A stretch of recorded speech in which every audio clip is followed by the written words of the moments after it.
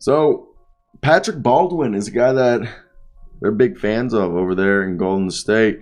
If you guys, sorry about the little, I guess you would say, the video. There wasn't much. They released no footage of Patrick Baldwin. He didn't really play in the summer league, so he didn't play in the summer league at all.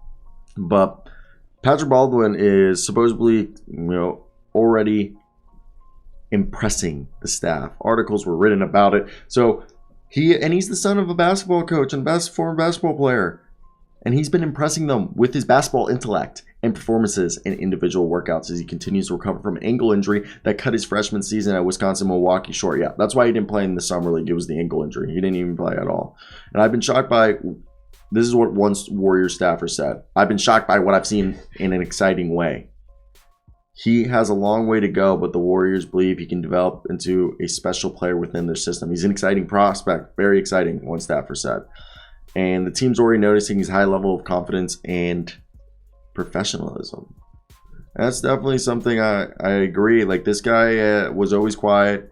He took everything on the chin. And I thought he did a really good job at that. For me, I've never ever thought he was somebody that deserved the hate. Yes, I know his measurements in terms of, at the combine, it was bad. It was really bad at the combine. And also, he had a terrible. He also is born 7 days after me. Well, not 7 days and 3 years after me, but on November 11th, he's November 18th. He's born in 2002. I'm born in 99. But he only played 11 games, shot, 34. Like, just ignore those stats. Ignore those stats. This is a guy that basically on every other level of basketball, he's shown that he can play. He's huge. He's like 6'9", 230, NBA size. There's a reason why he was a 5-star recruit. There's a reason why Duke was basically salivating over him. There's a reason for that. And for me, I think when you look at Patrick Baldwin Jr., the 28th pick, he's a guy that, if you look in the future, Jonathan Kuminga, Moses Moody, Patrick Baldwin, James Wiseman, Ryan Rollins, and if you want to throw Guy Santos, who I believe is a draft in Taft, I think they're stashing him. I don't know if he's going back to Brazil. I would love to see him go over to Europe. That's what I would want, because I haven't seen that they signed him to a roster spot. And all I've heard is that he's going to... Now, I wonder. But this is what this video is about. It's about Patrick Baldwin. And out of all the rookies they drafted, I do believe that Patrick Baldwin will be the one playing the most. And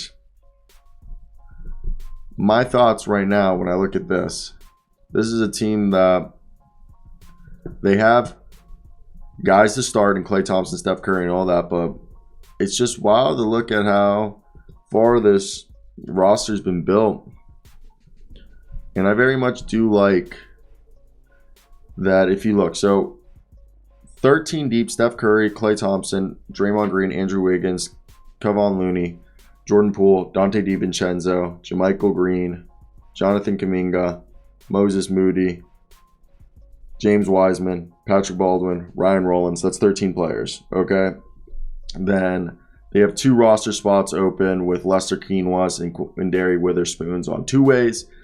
And they have Matt McClung, Trevion Williams, Pat Spencer. Williams and Spencer are on Exhibit 10s, which are just training camp deals, while Matt McClung's basically on a training camp deal, but his deal's just not guaranteed. So if he does make the roster, it gets guaranteed. So, and Guy Santos is on side. I was told, and I've, from around the league, I've read that Guy Santos is a draft and stash. I personally don't want him going back to Brazil. I would like him to play in Spain, Italy, or Turkey. Send him to a bigger league. Let's get him some there, or just send him to the G League. Personally, again, I would send him to Europe for a year or two. Don't sign him. And then that's going to be a 3-way battle between McClung, Pat Spencer, and Trevion Williams.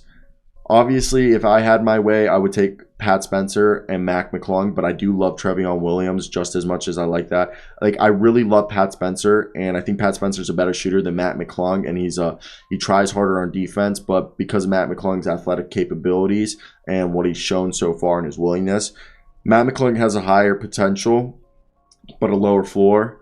Pat Spencer has a higher floor, but a lower ceiling.